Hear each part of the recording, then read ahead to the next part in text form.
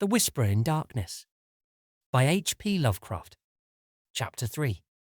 Toward the end of June, the phonograph record came, shipped from Brattleboro, since Akeley was unwilling to trust conditions on the branch line north of there. He had begun to feel an increased sense of espionage, aggravated by the loss of some of our letters, and said much about the insidious deeds of certain men whom he considered tools and agents of the hidden beings. Most of all, he suspected the surly farmer Walter Brown, who lived alone on a run-down hillside place near the deep woods, and who was often seen loafing around corners in Brattleboro, Bellows Falls, Newfane, and South Londonderry in the most inexplicable and seemingly unmotivated way. Brown's voice, he felt convinced, was one of those he had overheard on a certain occasion in a very terrible conversation, and he had once found a footprint or claw print near Brown's house which might possess the most ominous significance. It had been curiously near some of Brown's own footprints that faced toward it. So the record was shipped from Brattleboro, whither Akeley drove in his Ford car along the lonely Vermont back roads. He confessed in an accompanying note that he was beginning to be afraid of those roads, and that he would not even go into Townshend for supplies now except in broad daylight. It did not pay, he repeated again and again, to know too much unless one were very remote from those silent and problematical hills. He would be going to California pretty soon to live with his son, though it was hard to leave a place where all one's memories and ancestral feelings centered. Before trying the record on the commercial machine, which I borrowed from the college administration building, I carefully went over all the explanatory matter in Akeley's various letters. This record, he had said, was obtained about 1 a.m. on the 1st of May, 1915, near the closed mouth of a cave where the wooded west slope of dark mountain rises out of Lee's Swamp. The place had always been unusually plagued with strange voices, this being the reason he had brought the phonograph, dictaphone, and blank in expectation of results. Former experience had told him that May Eve, the hideous Sabbath night of underground European legend, would probably be more fruitful than any other date, and he was not disappointed. It was noteworthy, though, that he never again heard voices at that particular spot. Unlike most of the overheard forest voices, the substance of the record was quasi-ritualistic, and included one palpably human voice which Akeley had never been able to place. It was not Brown's, but seemed to be that of a man of greater cultivation. The second voice, however, was the real crux of the thing, for this was the accursed buzzing which had no likeness to humanity despite the human words which it uttered in good English grammar and a scholarly accent. The recording phonograph and dictaphone had not worked uniformly well, and had of course been at a great disadvantage because of the remote and muffled nature of the overheard ritual, so that the actual speech secured was very fragmentary. Akeley had given me a transcript of what he believed the spoken words to be, and I glanced through this again as I prepared the machine for action. The text was darkly mysterious rather than openly horrible, though a knowledge of its origin and manner of gathering gave it all the associative horror which any words could well possess. I will present it here in full as I remember it, and I am fairly confident that I know it correctly by heart, not only from reading the transcript, but from playing the record itself over and over again. It is not a thing which one might readily forget. Indistinguishable sounds. A cultivated male human voice. Is the Lord of the Woods even too, and the gifts of the men of Leng. So from the wells of night to the gulfs of space, and from the gulfs of space to the wells of night, ever the praises of great Cthulhu of Cthulhu, and of him who is not to be named. Ever their praises and abundance to the black goat of the woods, Shub-Niggurath, the goat with 1,000 young. A buzzing imitation of human speech. Shub-Niggurath, the black goat of the woods with 1,000 young. Human voice. And it has come to pass that the Lord of the Woods being 7 and 9 down the onyx steps, tributes to him in the gulf Azathoth, he of whom thou hast taught us marvels. On the wings of night out beyond space, out beyond to that whereof Yugoth is the youngest child, rolling alone in black ether at the rim. Buzzing voice. Go out among men and find the ways thereof, that he in the gulf may know. To Nyarlathotep mighty messenger must all things be told, and he shall put on the semblance of men, the waxen mask and the robe that hides, and come down from the world of 7 suns to mock. Human voice. Nyarlathotep, great messenger, bringer of strange joy to Yugoth through the void, father of the million favoured ones, stalker among. Speech cut off by end of record.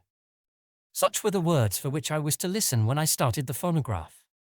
It was with a trace of genuine dread and reluctance that I pressed the lever and heard the preliminary scratching of the sapphire point, and I was glad that the first faint, fragmentary words were in a human voice, a mellow, educated voice which seemed vaguely Bostonian in accent, and which was certainly not that of any native of the Vermont hills. As I listened to the tantalizingly feeble rendering, I seemed to find the speech identical with Akeley's carefully prepared transcript. On it chanted, in that mellow Bostonian voice, Shobnigarath, the goat with 1,000 young. And then I heard the other voice. To this hour I shudder retrospectively when I think of how it struck me, prepared though I was by Akeley's accounts. Those to whom I have since described the record profess to find nothing but cheap imposture or madness in it.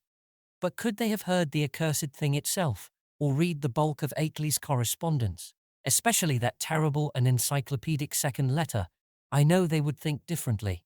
It is, after all, a tremendous pity that I did not disobey Akeley and play the record for others. A tremendous pity, too, that all of his letters were lost. To me, with my first-hand impression of the actual sounds, and with my knowledge of the background and surrounding circumstances, the voice was a monstrous thing. It swiftly followed the human voice in ritualistic response, but in my imagination, it was a morbid echo winging its way across unimaginable abysses from unimaginable outer hells. It is more than 2 years now since I last ran off that blasphemous waxen cylinder, but at this moment, and at all other moments, I can still hear that feeble, fiendish buzzing as it reached me for the first time. Shubnigarath, the black goat of the woods with 1,000 young. But though that voice is always in my ears, I have not even yet been able to analyze it well enough for a graphic description. It was like the drone of some loathsome, gigantic insect, ponderously shaped into the articulate speech of an alien species, and I am perfectly certain that the organs producing it can have no resemblance to the vocal organs of man, or indeed to those of any of the mammalia. There were singularities in timbre, range, and overtones which placed this phenomenon wholly outside the sphere of humanity and earth life. Its sudden advent that first time almost stunned me, and I heard the rest of the record through in a sort of abstracted daze. When the longer passage of buzzing came, there was a sharp intensification of that feeling of blasphemous infinity which had struck me during the shorter and earlier passage. At last the record ended abruptly during an unusually clear speech of the human and Bostonian voice, but I sat stupidly staring long after the machine had automatically stopped. I hardly need say that I gave that shocking record many another playing, and that I made exhaustive attempts at analysis and comment in comparing notes with Akeley. It would be both useless and disturbing to repeat here all that we concluded, but I may hint that we agreed in believing we had secured a clue to the source of some of the most repulsive primordial customs in the cryptic elder religions of mankind. It seemed plain to us also that there were ancient and elaborate alliances between the hidden outer creatures and certain members of the human race. How extensive these alliances were, and how their state today might compare with their state in earlier ages, we had no means of guessing.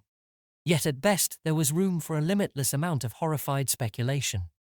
There seemed to be an awful, immemorial linkage in several definite stages betwixt man and nameless infinity. The blasphemies which appeared on Earth, it was hinted, came from the dark planet Yugoth, at the rim of the solar system. But this was itself merely the populous outpost of a frightful interstellar race whose ultimate source must lie far outside even the Einsteinian space-time continuum or greatest known cosmos. Meanwhile, we continued to discuss the Black Stone and the best way of getting it to Arkham, Akeley deeming it inadvisable to have me visit him at the scene of his nightmare studies. For some reason or other, Akeley was afraid to trust the thing to any ordinary or expected transportation route. His final idea was to take it across county to Bellows Falls and ship it on the Boston and Maine system through Keene and Winchendon and Fitchburg, even though this would necessitate his driving along somewhat lonelier and more forest-traversing hill roads than the main highway to Brattleboro. He said he had noticed a man around the express office at Brattleboro when he had sent the phonograph record, whose actions and expression had been far from reassuring. This man had seemed too anxious to talk with the clerks, and had taken the train on which the record was shipped. Akeley confessed that he had not felt strictly at ease about that record until he heard from me of its safe receipt. About this time, the second week in July, another letter of mine went astray, as I learned through an anxious communication from Akeley. After that he told me to address him no more at Townshend, but to send all mail in care of the general delivery at Brattleboro, whither he would make frequent trips either in his car or on the motor coach line which had lately replaced passenger service on the lagging branch railway. I could see that he was getting more and more anxious, for he went into much detail about the increased barking of the dogs on moonless nights, and about the fresh claw prints he sometimes found in the road and in the mud at the back of his farmyard when morning came. Once he told about a veritable army of prints drawn up in a line facing an equally thick and resolute line of dog tracks, and sent a loathsomely disturbing Kodak picture to prove it.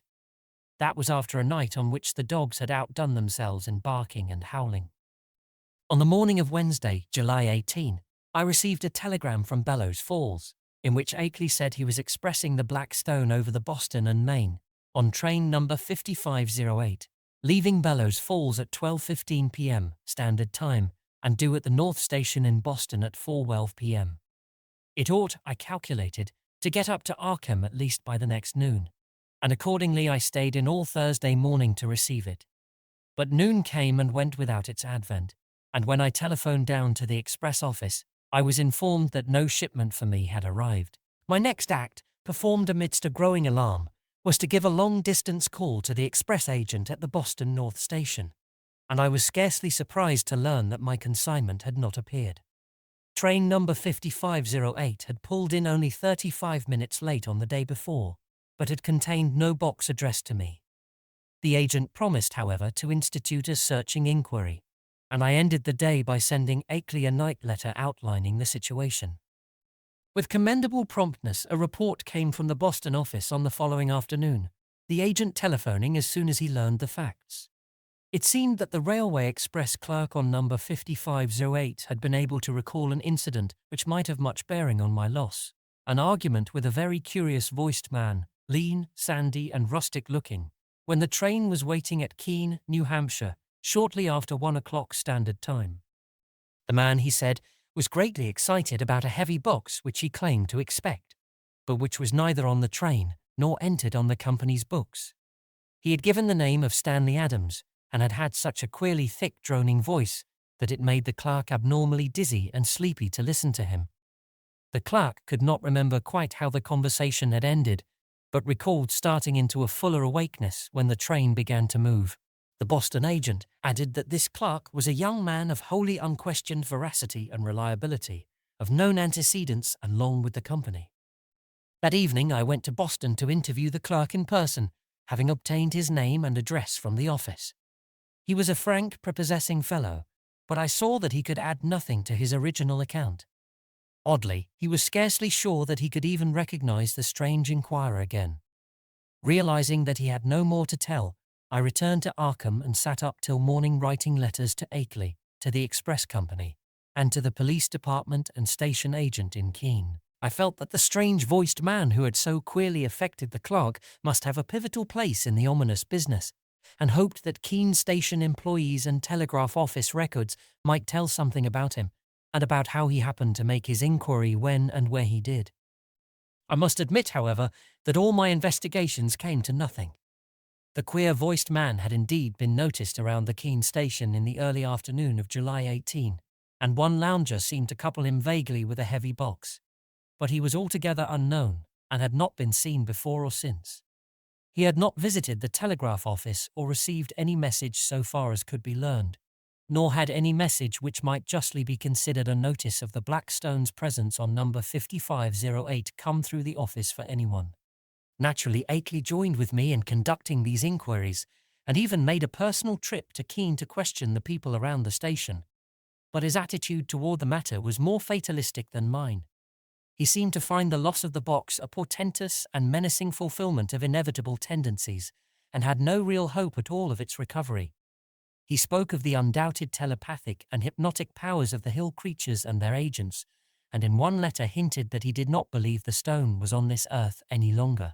For my part, I was duly enraged, for I had felt there was at least a chance of learning profound and astonishing things from the old, blurred hieroglyphs. The matter would have rankled bitterly in my mind had not Akeley's immediate subsequent letters brought up a new phase of the whole horrible hill problem, which at once seized all my attention.